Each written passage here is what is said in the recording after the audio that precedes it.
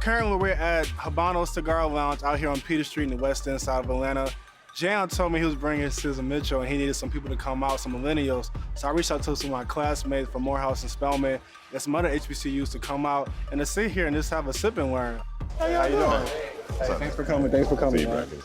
Hey, man, what's up? How you? So Cesar's running for mayor, and he's one of a few strong candidates. So Berto and I thought it'd be a good idea to introduce him to some recent HBCU graduates, so they can kind of pick his brain because millennials vote too. It's really great to be here. It's great to see you all. You know, I was born and raised right here in the city of Atlanta, and everything I have been able to become right now, and to stand here and say I want to serve as your next mayor really was given to me by this city. I know you all have a few questions. I'll take as many as you have. Hi, Cesar. My name is Mika. I'm 24 years old, and I just moved to Atlanta 2 years ago, and I'm looking to become a new homeowner.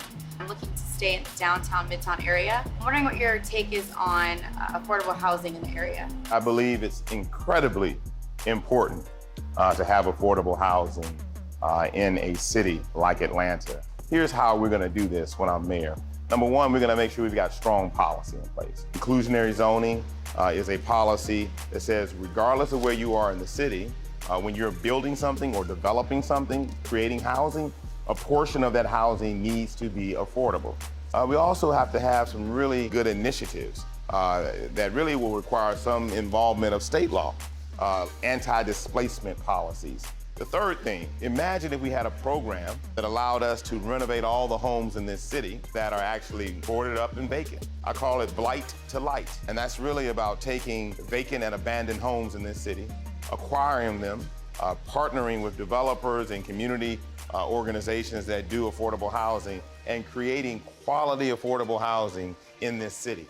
I mean, I'm hyped. Like, this is beautiful. Like, the fact that, like, my Morehouse brother, Cesar Mitchell, came out, and my other Morehouse brothers, you know, he's class of 91, we're class of 2015, but everyone came out, man, to see the beautiful Spelmanites and the other HBCU grads. Like, this is what it means to be black in Atlanta right here. And you know what? I'm excited. I can't wait to see what happens next.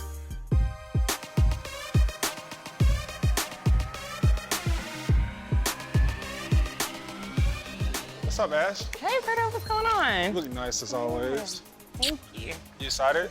Yeah, I am. I mean, this will be my first time here, but I thought that it was important for both of us to come down to the Martin Luther King National Historic Site to kind of get back to our roots. You know, I always say we stand on the shoulders of giants, but it's like to really be in the building and to really be immersed in what was accomplished way back when is super important to everything we're doing now. Let's go. You go check it out? Yeah. All right. I have really special views about the whole civil rights movement and our liberation as a people in this country. I mean, I feel like when they took Dr. King out, what was his message starting to turn to? It was starting to turn to economic empowerment. Oh, yeah. It was starting to turn to why the black dollar matters, why us, you know, giving back to our communities was important.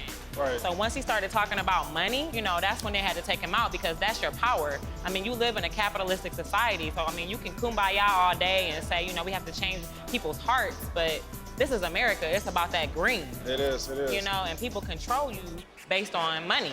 That's power, in this country. Being in this space gives me a lot of pride, but it also kind of makes me upset as well because I see the things that still go on now in 2017 that were still going on then, and people are just sweeping it underneath the rugs. And I like the fact that now millennials are stepping up and being very voiceful and prideful about where we're at, and this stuff needs to stop. It makes me feel strong. It makes me feel like I belong. So it's really important to know that we come from something great, and we come from a people that are strong and resilient and made a way out of no way. Because when you know people before you fought and their circumstances were a lot worse than yours, there's no excuse for you to not be great.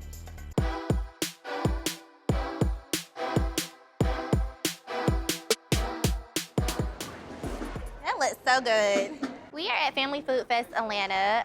It's a festival we do every year for Father's Day, and we celebrate fathers. Dads come out, they cook, and they contract me out to do social media. So I run the Instagram page, the Facebook page, the Twitter page, and all other platforms.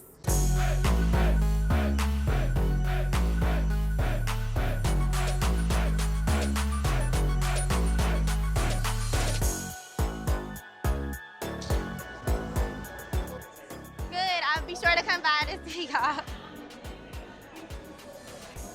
Hello. Hey, Night, what's going on? Hey, the chef. Hey, Jay. How are you? Hey, unfortunately, I won't be able to make the event. Oh my gosh, are you serious? I got booked today for brunch. This is a paid event. I'm sorry I couldn't make yours, but Why you didn't tell me like yesterday? Because now we have to change the whole run of show. I found out last minute, so the second I found out was when I called you. Is there any way you can make it at all? Because now I'm about to look really crazy when I go tell them that you can't come. Again, I apologize, but, I have to take care of, business first, and unfortunately, that's kind of what happened. Okay.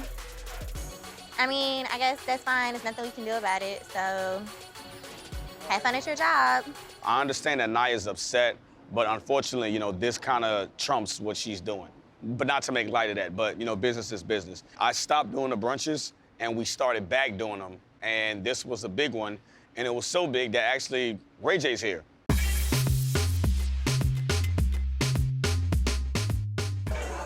Food was off the chain, fam. I appreciate that, Before I man. get up out of here, I know the DJ probably got his whole mix in. Can I play like one of my songs? Yeah, definitely, Just man. one. I ain't gonna mess up the mix. I got these new songs. I just want to see if the ATL. Yeah, no, let's do that, You know what I'm saying? The food was good. Man, I just good. want to see if the music matched the food. I think so. If the music don't match the food, kick me out. And vice versa, right? Nah, I'm already full. Okay, And well, I got some left over. It's time to dance, You dude. know what I'm saying? So what's really was surprising, but it was real dope. He actually did an album with Chris Brown. So he asked could he play some of his music. So I'm like, yes. We went to the DJ booth. We chopped it with DJ. DJ was cool with it, and he played a couple songs off his album, which was phenomenal.